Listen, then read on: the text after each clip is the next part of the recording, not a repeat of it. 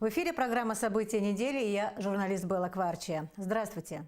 В ближайшие полчаса о самом главном на этой неделе мы сделаем акценты на наиболее важных событиях последних дней. Обсудим с гостем нашей программы, каким образом сегодня государство защищает историко-культурное наследие нашей страны. И проанонсируем некоторые интересные события будущей недели. Сегодня в нашей программе. Съезд партии Апсны. Главный итог этого политического форума – призыв к объединению ради будущего страны. Международный день памятников и исторических мест. Сколько новых объектов внесены в перечень охраняемых и как формируются механизмы для их защиты. Об этом гость в студии заместитель министра культуры и историко-культурного наследия Абхазии Батал Кобахия. Забьют часы на главной башне. Как идут работы по ремонту курантов на здании администрации столицы. В репортаже наших корреспондентов.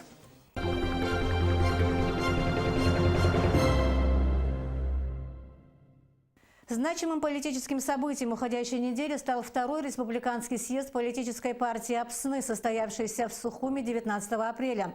345 делегатов присутствовали на съезде. Кроме того, в работе форума приняли участие руководители ветеранских организаций, научного сообщества страны, было много молодежи.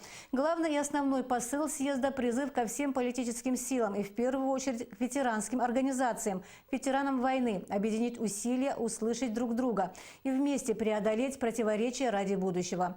Все выступавшие говорили об одном – объединении и единстве, о том, что наступил момент, когда необходимо, отбросив все разногласия и обиды, выработать общую концепцию по выходу из сложной общественно-политической и социально-экономической ситуации в стране. И именно единство позволило выжить нам после махаджирства. И именно единство дало нам возможность сквозь оккупацию Абхазии грузинскими войсками в 1918 году, сквозь репрессии 30-х, когда были уничтожены только что народившаяся интеллигенция и управленческие кадры. И именно единство и крепкий дух народа обеспечили безоговорочную победу в Отечественной войне народа Абхазии, позволили иметь всем нам наш родной дом, суверенное, независимое абхазское государство. На этой неделе мы наблюдали и другие значимые события. О них вам напомнит Ирина Аржба в обзоре новостей.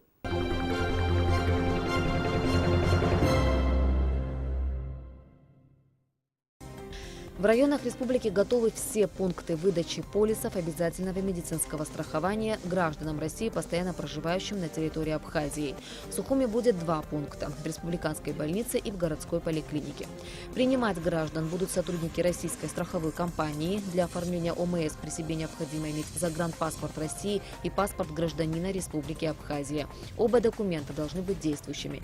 На первом этапе специалисты планируют обработать документы школьников и сотрудников больших организаций.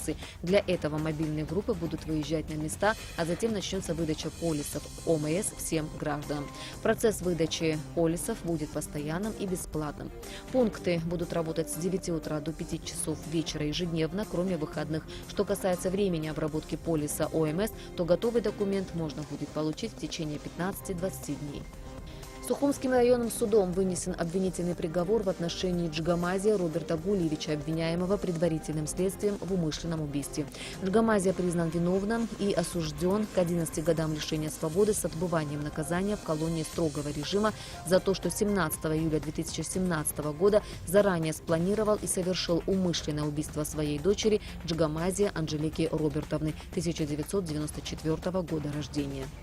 Научно-практическая конференция, посвященная 80-летию со дня рождения видного ученого, профессора, кандидата филологических наук Владимира Касландзе, прошла в Абхазском институте гуманитарных исследований. В разные годы Владимир Касландзе являлся доцентом и профессором кафедры немецкого языка АГУ, был ректором СОИ, научным сотрудником отдела языка АБИГИ. У него много научных публикаций в области лексикографии и фразеологии. Ученый Владимир Касландзе прекрасно владел несколькими языками – абхазским, русским, немецким и грузинским, издал различные словари на всех этих языках. Он автор ряда учебных пособий для вузов. Неделя была насыщенной и интересной для центрального выставочного зала Сухума. Союз журналистов Абхазии организовал здесь фотовыставку, посвященную 60-летию членов Союза журналистов Абхазии. Фотовыставка, посвященная юбилею 7 журналистов, собрала представителей СМИ разного поколения. На фото изображены не только рабочие моменты юбиляров, но и их семьи, друзья, знакомые. Казалось бы, ничего особенного, но стоит лишь приглядеться, и можно увидеть целую историю, где основное место занимает дело всей жизни – журналистика. Выставка продажи работ воспитанников реабилитационного центра для детей с ограниченными возможностями, приуроченная к 3-летию со дня образования центра, привлекла особое внимание общественности. Реабилитационный центр был открыт в Сухуме в 2015 году за счет средств, направляемых из Российской Федерации в рамках комплексного плана содействия социально-экономическому развитию Абхазии. Центр оснащен самым современным оборудованием. За 3 года его существования здесь прошли реабилитацию более 500 детей. Подобная выставка проходит уже 2-й год, но только в этом году она приобрела коммерческий характер. Все вырученные от продажи картин средства маленькие художники решили направить в благотворительный фонд «Керас». Выставку посетил президент Рауль Хаджимба. Глава государства пообещал оказывать реабилитационному центру всяческую поддержку. В соответствии с распоряжением главы администрации города Сухум Адгура Харазия о демонтаже ветхих, нефункционирующих или самовольно установленных торговых объектов, расположенных в центральной части города Сухум, Управление архитектуры и землеустройства приступило к демонтажу объектов, расположенных от района Турбазы до центрального рынка. 11 бесхозных киосков были демонтированы решением столичной администрации. Необходимую технику для демонтажа и перевозки всех объектов обеспечило коммунальное управление.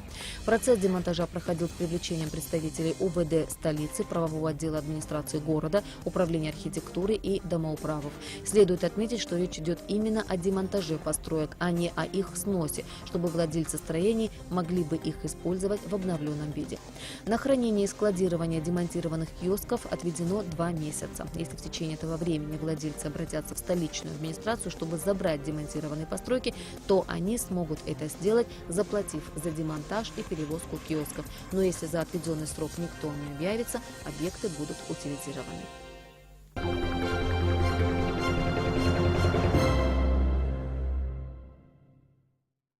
Это были основные события уходящей недели. Продолжаем эфир. 18 апреля отмечался Международный день памятников и исторических мест. В государственном списке объектов историко-культурного наследия Абхазии около 1535 объектов. И этот перечень все время пополняется. Расширение списка охраняемых государством памятников проходит в рамках инвентаризации объектов историко-культурного наследия. Создана единая информационная система с подробным описанием состояния объектов на момент их внесения в список. Работа по охране памятников культурного наследия опирается в том числе и на изменениях в нормативной базе. Тему продолжит Нала Ковя. Принятие государственного списка объектов историко-культурного наследия позволяет защитить их в правовом порядке, так как уже были зафиксированы случаи ненадлежащего отношения к уцелевшим памятникам культуры. К примеру, в центре Гудауты было снесено историческое здание начала 20 века, в связи с чем Министерство культуры обратилось с ходатайством в Генеральную прокуратуру о возбуждении уголовного дела. Штрафы за разрушение памятников республики в зависимости от значимости колеблются в пределах от 5 до 500 тысяч рублей. В список объектов историко-культурного наследия входит ресторан «Гагрипш» в Гагре, здание Сухумского музыкального училища, Сухумская крепость I-IV веков, дом-музей народного поэта Абхазии Дермита Гулия, поселение V-II веков до нашей эры, римская сторожевая башня конца II века в Сухуме, крепость-замок Баграта X-XI веков и многие другие объекты, представляющие собой большую ценность. В список объектов под охраной государства также вошли могильник эпохи бронзы, дома, дачи, особняки политических и государственных деятелей разных времен, фонтаны, колоннады, скверы и парки. Ресторан «Гагрипш» – это одно из первых зданий Гагринской климатической станции. И именно здесь в 1903 году состоялся званый обед в честь открытия курорта. Ресторан «Гагрипш» и бывшая временная гостиница были куплены принцем Ольденбургским на Всемирной выставке в Париже, привезены морем в разобранном виде и собраны из норвежской сосны без единого гвоздя. Дача Дундер. В конце 19 века земельный участок у подножья горы Хатхо на улице Дзидзария купила Вильгельмина Дундер. Здание дачи было построено в 1898 году, а рядом был разбит большой парк. В 1909 году дача была продана Баскаковым, который продолжил обустройство сада. Сухумское музыкальное училище, расположенное в трехэтажном особняке среди пышной зелени у подножья горы Хатхо, известно также как особняк Нинуа. Особняк купца Нинуа был построен в 1914 году. Позже зданием владел садовод Малани, а в советское время дача была муниципализирована, как и многие другие объекты. В 1930 году композитор и пианист Константин Ковач выступил с идеей создания в Абхазии музыкального училища. Его инициативу поддержал Нестор Лакоба, в связи с чем 15 сентября 1930 года был издан указ о создании Абхазского государственного музыкального техникума, первого музыкального учебного заведения в Абхазии. Памятники историко-культурного наследия рушатся не только во времена вооруженных конфликтов, но, к сожалению, и в мирное время. Большую угрозу для объектов историко-культурного наследия представляет неосмысленное освоение городского пространства, несанкционированная застройка. Сегодня все цивилизованные страны мира объединяют усилия для сохранения историко-культурного наследия страны. И Министерство культуры и охраны историко-культурного наследия Абхазии проводит большую работу в этом направлении. Список памятников историко-культурного наследия страны все время пополняется. И вопрос о том, как эти объекты эффективнее охранять, становится актуальным. Эту тему мы обсудим с гостем в нашей студии, заместителем министра культуры и историко-культурного наследия Абхазии Баталом Кобахия. Здравствуйте, Батал Самсонович. Здравствуйте, Бела. Не так давно мы здесь встречались, если говорить точнее, то примерно год назад, вот здесь как раз в этой студии. Мне бы хотелось узнать в связи с этим, что произошло за это время, какие проекты были воплощены, какие проекты, может быть, не закончены, а каким будут приступать в этом году. В принципе, очень много чего произошло. Вот мне даже сложно сосредоточиться, сказать вам все, но вы знаете, я в прошлый раз говорил, что у нас идет целевая программа, трехлетняя, 18-й год завершающий этап. И на завершающем этапе все наши наработки, связанные с инвентаризацией объектов культурного наследия, будут переведены в режим сайта. Это не просто сайт, такие, какие госорганы сейчас имеют. Это защищенный, очень защищенный сервер. Это достаточно дорогое оборудование, которое в рамках программы закупается. Это будет не в Министерстве культуры, а в Госархиве. Они будут основными владельцами. Это будет означать, что независимо от того, вдруг я обижусь, уйду, или меня попросят уйти, или я уйду на пенсию, эта вся информация будет открыта, доступна, и никто не сможет в нее вторгаться и что-либо менять. Это в соответствии с законом о доступе к информации. Мы обязаны давать всю информацию об объектах культурного наследия для граждан Абхазии, для государственных органов. Конечно, там какая-то информация будет защищена минимально, но в основном все будет открыто. И вот эта работа глобальная, к которой мы подходим, я считаю, что вот сделана очень большая работа.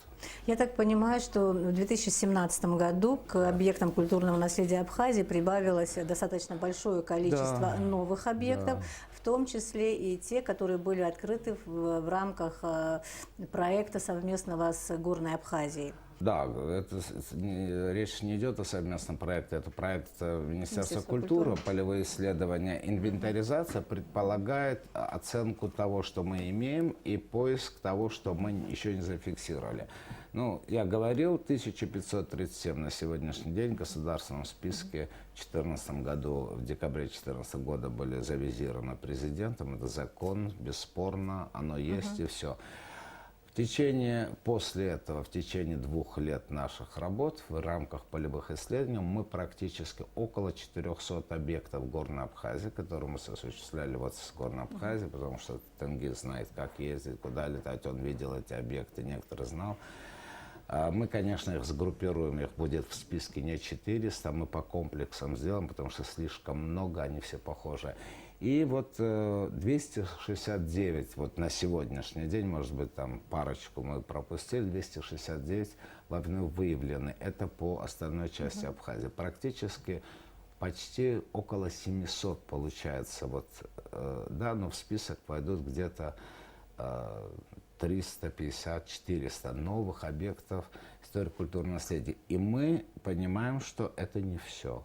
Потому что даже в городе Сухум, где мы находимся постоянно, мы замечаем некоторые дома, которые не внесены в этот список. Это будет работа продолжаться. Она вот, собственно, постоянно.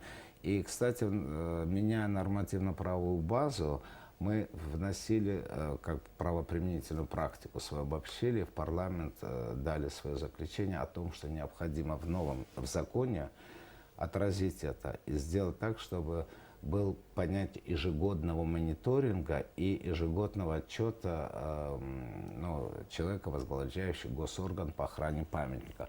Я, кстати, делал этот отчет, хотя это не было моим обременением. Мне не надо было делать, но я решил вот сделать ноу-хау. 2 года делаю отчеты, мы их публикуем, раздаем чиновникам, раздаем государственные органы, прокуратуру, правоохранительные органы. Они немножко удивились, что я это вот опубликовал.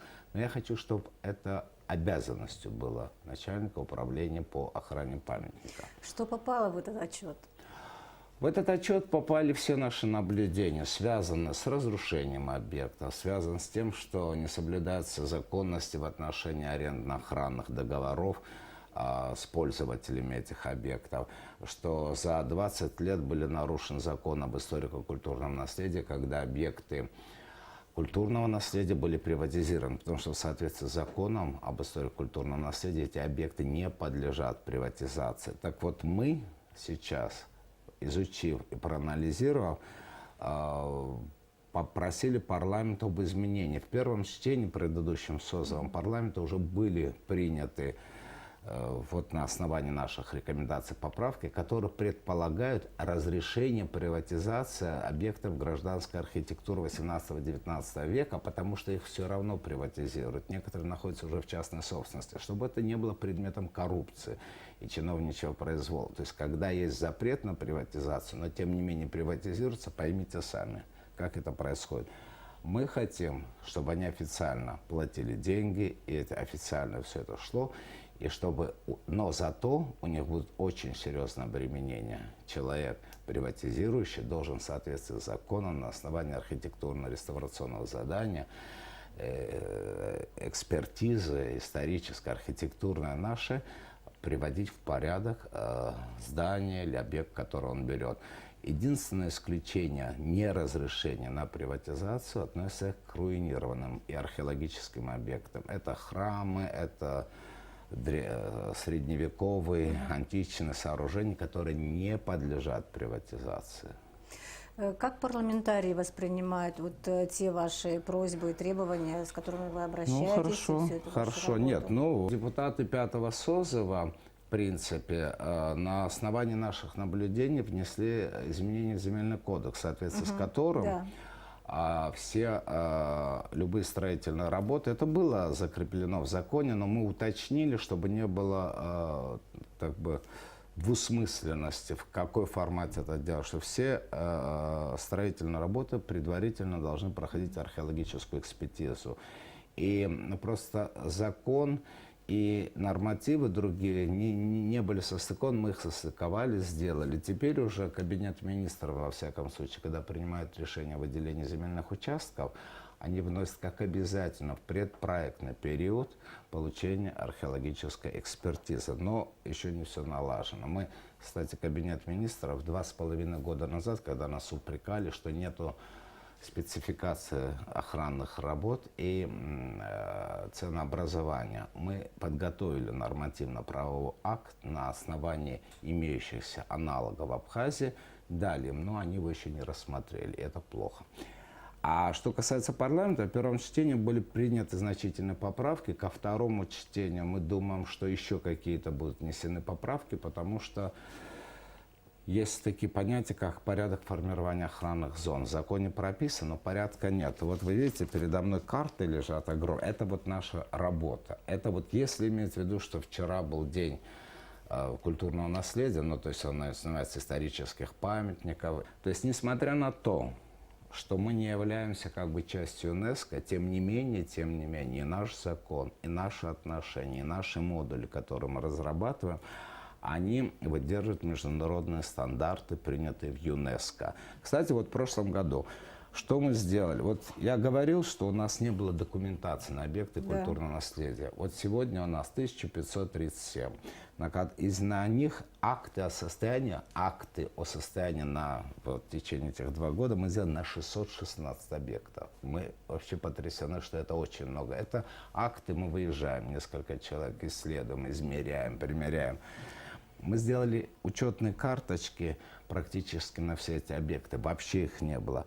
Мы давали охранные обязательства пользователям. Местные органы на сегодняшний день, и это тоже положительная тенденция, без разрешительных документов, без подписания охранных документов на объекты культурного наследия, которые находятся в пользовании, в аренде или в частной собственности, или просто коммунальное жилье, никаких юридических движений нет. Они ходят к нам, и теперь мы даже не успеваем. Они приходят, требуют, чтобы мы в соответствии с законом сделали все. Раньше мы не могли с ним их заставить подписать эти охранные обязательства. Теперь без этого они не могут дальше работать. Люди пользуются этими вот... Конечно, Они не могут обходить их, Нет, эти не могут, требования. не могут. Но если они обходят, и это случайно становится как бы предметом нашего внимания, мы просто в суды подаем. В административные суды нарушения. Сколько раз вот мы штрафы платили, в суды выигрываем с недобросовестными пользователями, которые либо не знали закон, либо знали, но нарушили. И вот восстанавливают, приводят в порядок. Много таких судов было? Ну вот сегодня идут судебные слушания по одному из вопросов, связанных с незаконной застройкой 2 домами на территории Пицунского заповедника историко-архитектурного. Да, Это во втором вот та чтении. история, Да, которая... да, та история. Там еще были в зоне реликтовой сосны, а это на территории историко-архитектурного заповедника Великий Петиун. Вот сейчас суд второй инстанции рассматривает. Очень хорошо. Я очень рад, что и они подают, и мы подаем. Будем судиться в 3-й, 4-й инстанции. Я готов судиться до последнего дня, испытать все ресурсы правовые для того, чтобы справедливость в отношении объектов культурного наследия, а и значит в отношении прав граждан на культурное наследие, иметь его, чтобы оно было реализовано. Вот чтобы это право было реализовано, у нас в законе есть санкции. То есть мы можем брать административный штраф, мы можем брать уголовную ответственность, в Уголовном кодексе прописано. Но раньше при порче, например, объектов культурного наследия суд не мог вынести, какую сумму они должны компенсировать. Вот мы, наконец, сделали страховую стоимость объектов культурного наследия. 110 объектов. Вот сейчас мы готовим новую целевую программу, чтобы каждый год хотя бы по 100 объектов делать. Мы сделали еще одну уникальную вещь, делаем. На 150 объектов архитектурных памятников совместно с московской организацией «Наше наследие», которая находится при Совете Федерации России, они сделали описание особенностей архитектурного стиля. То есть мы все знаем, это модерн, но вот это очень детальное описание, какая специфика у этого дома, какие там орнаменты, какие там камины, или вот все описание. В перспективе мы будем это делать. Но вот это все постепенно, это надо время. Вот мы разработали систему мониторинга, как шаги, очаги. Мы разработали систему инвентаризации, немножко разные явления. Мы разработали систему, сделали просто такие клише в суды. Там просто уже меняем название объекта, охранные обязательства. То есть все, это все разрабатывается некие модули. Мы разработали модули того, как и эти должны документы составляться. Теперь уже любой другой по этому модулю будет рассчитывать тот или иной объект. Некоторые объекты, например, если они будут попадать в приватизацию или выкуп или так далее, мы будем обязывать пользователей платить деньги страховым компаниям, которые будут делать, и мы потом будем принимать. Извините, но вы обязаны и реставрацией заниматься, и оценкой, и экспертизой оплачивать, если это не входит в сегодняшние наши планы. Ну вот, такие дела у нас.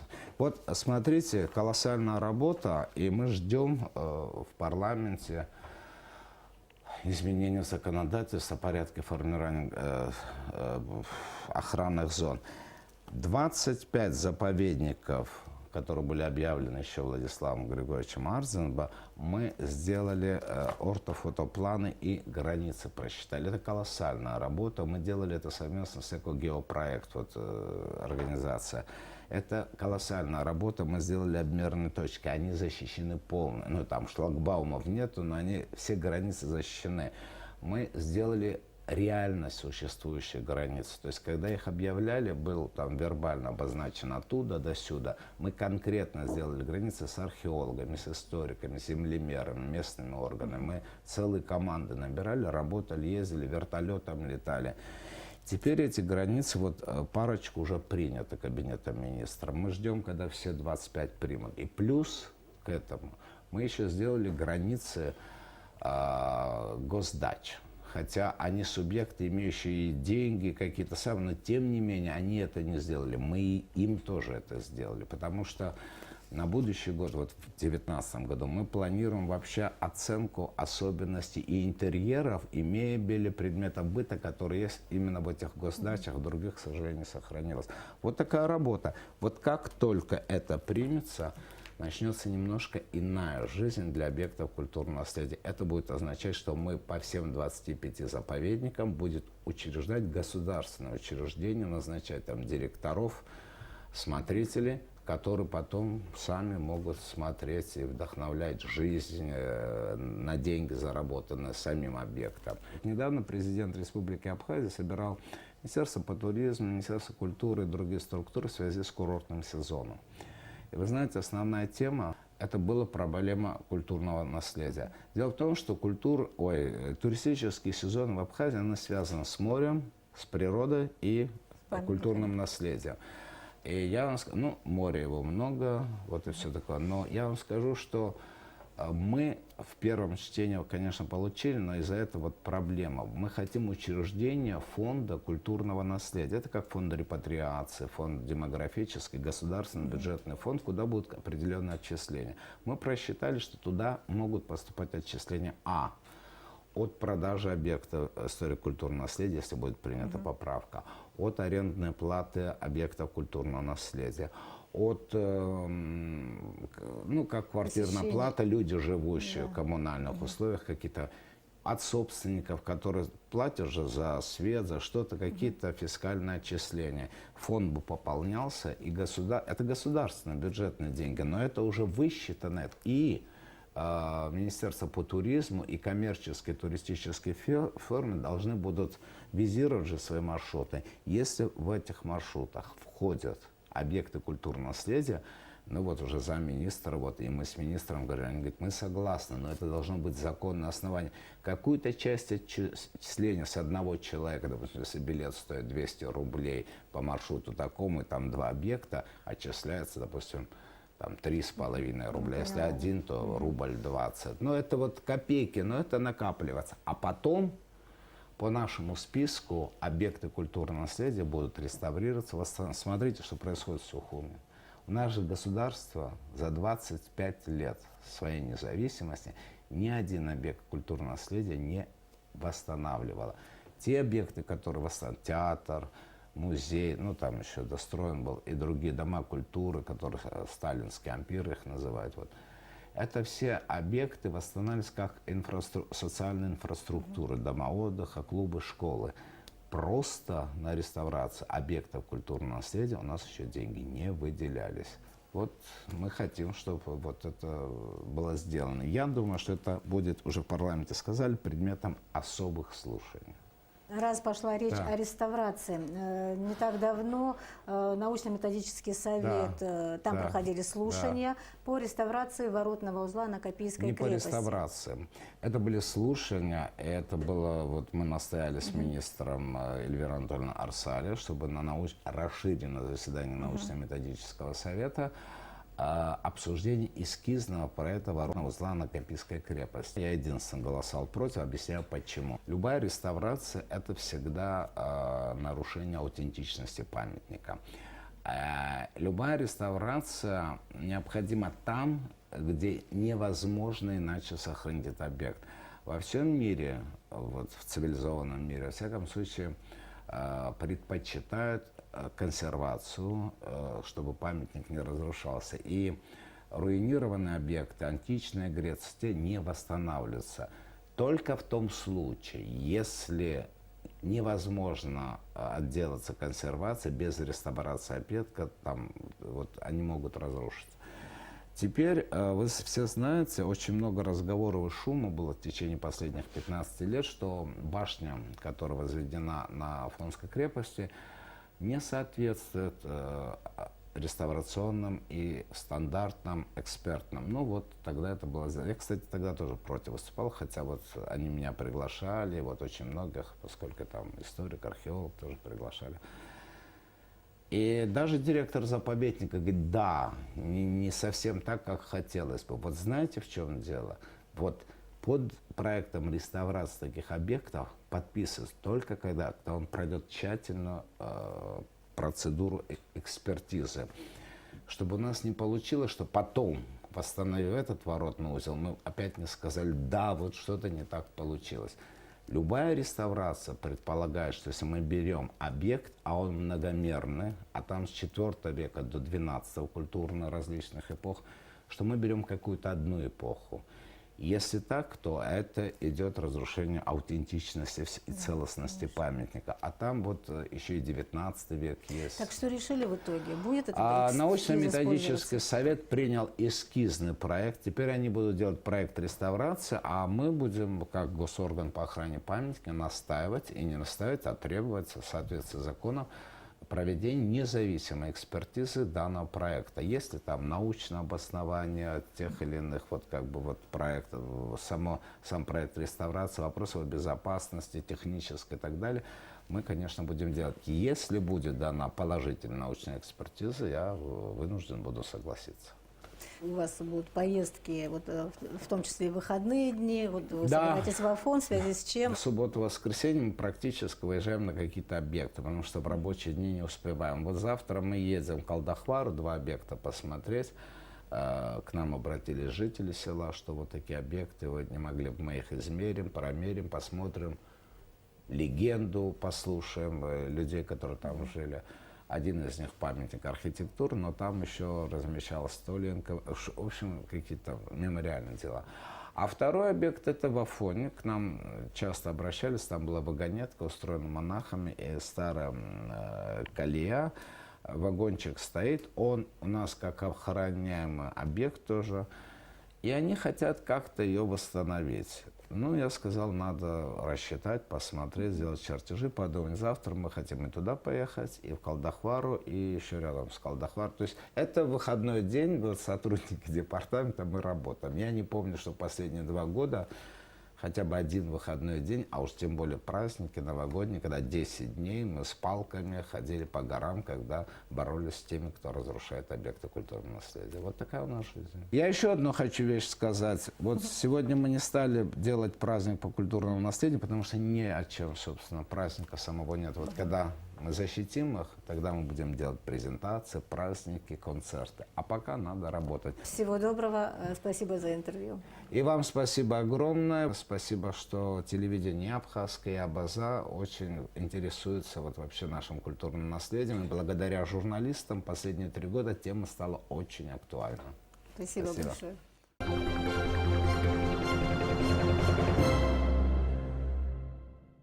А теперь к другим интересным событиям недели. Для знаменитых сухумских часов построят новую башню. На 25-летие победы в Отечественной войне народа Абхазии над зданием администрации города вновь забьют куранты. Подробности в материале Ренаты Шакая. Разобраны все конструкции и обшивка башни. Специалисты вынуждены были это сделать после ее детального изучения. Они пришли к выводу, что несущие балки строения пришли в негодность. Механизм часов тоже разобран и хранится в одном из помещений администрации. Сейчас сердце курантов пусто, но это ненадолго. Позади меня находится конструкция, основная конструкция данной башни. Как только будет готова металлическая конструкция, начнутся демонтажные работы этой деревянной конструкции. Мы ее разберем, после чего спецтехникой будем вставлять сверху металлическую конструкцию. С виду небольшие часы весят около 2 тонн. Именно эта нагрузка привела к тому, что башня дала крен. С крыши можно увидеть огромные трещины на башне, да и сама кровля нуждается в замене. На данном этапе собирают металлический каркас, который высотой более 14 метров. Он будет собираться в 2 этапа, 9 метров и 5 метров. Специалисты Управления архитектуры и градостроительства произвели замер башни, чтобы возвести точно такую же конструкцию. Затем был подготовлен проект, сметная стоимость работы. Вот уже до завершения сборки новой башни остаются считанные дни. Проект получили в начале этого месяца. У нас работы ведутся со дня получения заказа, потому что мы уже были предварительно готовы к этому. Башня, сейчас вот то, что вы видите на заднем плане, это будет башня первого уровня, которая составляет высотой 5 метров. После нее будем возводить шпиль непосредственно самой башни. Будет идентичен шпилю существующей башни. Вес будет порядка каждой конструкции около 2,5-3 тонн. Доставляться будет спецтехника и подниматься специальными автокранами. Больше полувека прошло с тех пор, как каждые 15 минут в городе звучал механизм четвертного боя курантов Сухумского Биг Бена. Совсем скоро горожане и гости столицы вновь услышат бой столичных курантов.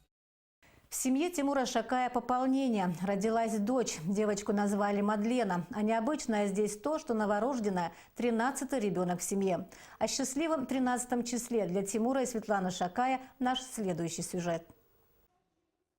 Маленькая Мадлена не подозревает, что дома ее с нетерпением ждут 7 сестричек и 5 братьев. Спокойно лежит в кроватке, будто бы наслаждаясь последними минутами тишины в больничной палате. Ведь дома, где большая семья, такое бывает крайне редко. Девочка родилась с весом 2800. Мама Светлана Габуня не отходит от ребенка ни на секунду. Правда, признается она, переживает за тех, кто остался дома без ее присмотра.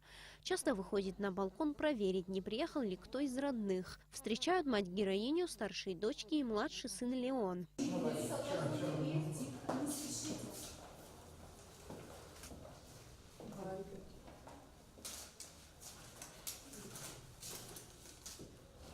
Для персонала роддома Светлана уже давно стала своей. За маму с малышкой здесь переживали все. Не безразлична ее судьба и сотрудникам благотворительной организации «Кераз», фонд, подопечным которого является семья Шакая, не раз оказывала им помощь, обеспечивает лекарствами, одеждой и всем необходимым. Не остались они в стороне и при рождении Мадлены. Роды хоть и были сложные, но все прошло хорошо. У ребенка были сложности, у мамы были сложности. Нам пришлось заниматься родовозбуждением, родостимуляцией, потому что ребенок страдал внутриутробно.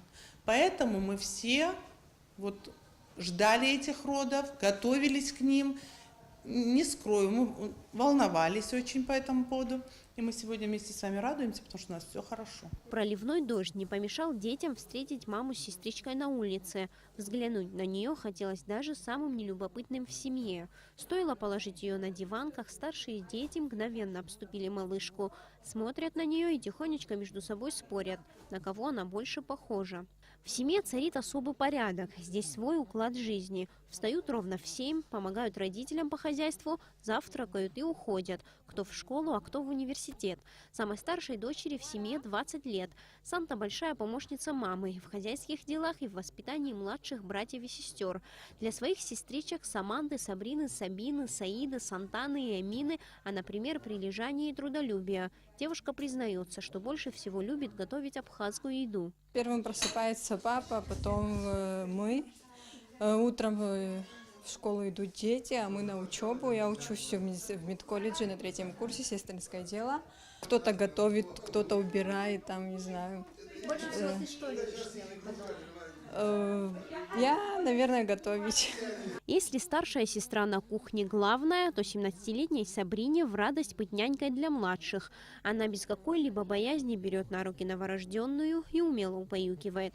Мужская половина семьи ловко уворачивается от камеры. Гудиса – средний сын в семье. Папин помощник встает рано, как и все. Помогает по хозяйству и только потом идет в школу. Так и остальные ребята – Саид, Алексей, Алмаз. Рядом с мамой остается только 5-летний Леон. Теперь уже и Мадлена.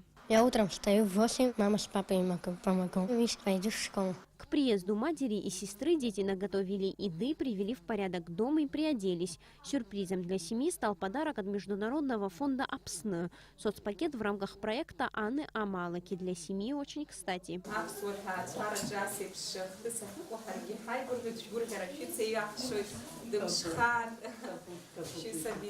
Наверное, найдутся скептики. Как можно в наше тяжелое время иметь столько детей? Ведь их надо кормить, обувать, одевать. Но из дома семьи Шакая уходишь с абсолютной уверенностью в том, что детям здесь хорошо. О них заботятся, и материнской любви хватает на каждого. Есть надежда, что все они вырастут трудолюбивыми и в будущем станут опорой для своих родителей. Сария Смыр, Михаил Братухин. Абхазское телевидение. А теперь о том, что интересного произойдет на следующей неделе. Государственная хоровая капелла Абхазии примет участие в 17-м Московском пасхальном фестивале, который пройдет 24, 25 и 26 апреля. Этот крупнейший музыкальный форум России ежегодно собирает сотни тысяч слушателей. Созданный в 2002 году по инициативе художественного руководителя, директора Мариинского театра Валерия Гергиева и правительства Москвы. В эти дни капелла готовится к гастролям. А 25 апреля также в Москве состоится показ 7 короткометражных художественных фильмов на абхазском языке по мотивам новелл Михаила Лакарова. Демонстрация фильмов приурочена 60-летию московской абхазской диаспоры. Их покажут многочисленным абхазским зрителям, проживающим в Москве, и тем, кому интересен возрождающийся абхазский кинематограф. Премьеру спектакля «Носороги» по пьесе одного из основоположников театра абсурда Жена Ионеско представит Абхазский государственный драматический театр имени Самсона Чанба. «Носороги» получили мировую известность и стали неотъемлемой частью эстетического направления абсурдизма, к которому впервые в своем творчестве обратилась режиссер Абхазского театра Мадина Аргун. Премьерные показы пройдут 24 и 25 апреля. На этом наша программа подошла к концу. Всего вам доброго и до встречи в эфире.